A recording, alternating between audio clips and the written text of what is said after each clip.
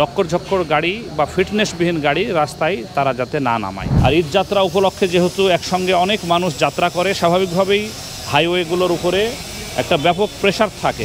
যে গাড়িগুলো বের হওয়ার যোগ্য নয় সেই তালিকা আমাদের কাছে থাকতেছে।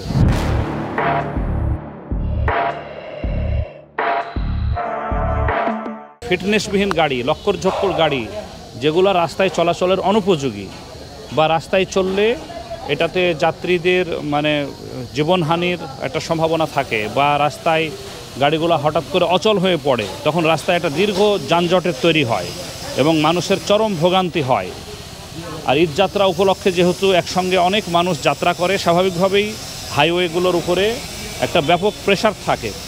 তো এই কারণে এই ধরনের কোনো গাড়ি যাতে রাস্তায় যে কোনো প্রতিবন্ধকতা তৈরি না করে, সেই বিষয়গুলো আমরা নিশ্চিত করার জন্য আমরা এই বিভিন্ন ওয়ার্কশপগুলোতে যাচ্ছি এবং তাদেরকে আমরা সতর্ক করছি, তাদের কাছ থেকে মুচলিকা নিচ্ছি। ইভেন আমরা যদি ইনস্ট্যান্ট কোনো কারো অপরাধ আমাদের সামনে বা দোষ ত্রুটি পরিলক্ষিত হয়, তাহলে আমরা কিন্তু ইনস্ট্যান্ট আমরা আইন অনুযায়ী ব্যবস্থাও আমরা নিচ্ছি। তো আমার পরামর্শ থাকবে এই সমস্ত গ্যারেজ মালিকদের বা ওয়ার্কশপ যারা পরিচালনা করছে তাদের প্রতি, যে তারা যাতে কোনোভাবেই লক্কর ঝক্কর গাড়ি বা ফিটনেসবিহীন গাড়ি রাস্তায় তারা যাতে না নামায় বা নামতে কোনো প্রকারের বাস মালিকদের সহযোগিতা করে। এটা একইভাবে বাস মালিকদের যেমন অপরাধ, ঠিক গ্যারেজ মালিকদেরও বা ওয়ার্কশপ যারা পরিচালনা করছে তাদেরও হচ্ছে এটা অবহেলা, এবং এই কারণে তাদের বিরুদ্ধে আইনানুগ ব্যবস্থা আমরা গ্রহণ করব। শুধুমাত্র একটা গাড়ি, এটা হানিফ পরিবহনের একটা গাড়ি, যে গাড়িটার আমরা দেখেছি ফিটনেস নাই। গত এপ্রিল মাসে ফিটনেস শেষ হয়ে গেছে।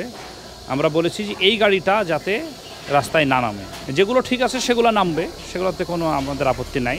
এই যাত্রা উপলক্ষে আমরা বিভিন্ন সরকারি বেসরকারি প্রতিষ্ঠান বা ইউনিট সম্মিলিতভাবে যাত্রীদের যাত্রা যাতে সহজ ও ভালো হয় সেই চেষ্টা করছি, এবং তারই প্রেক্ষিতে আমরা এখানে আসছি। যে গাড়িগুলো বের হওয়ার যোগ্য নয় সেই তালিকা আমাদের কাছে থাকতেছে, আর যেগুলো ফিট আছে বা সব কিছু কাগজপত্র ঠিক আছে তারা তো চলাচল করবেই। আমরা জাস্ট এখানে জানা দিতে আসছি যে গাড়িগুলো চলার কথা নয় সেই জন্য রাস্তায় না নামে।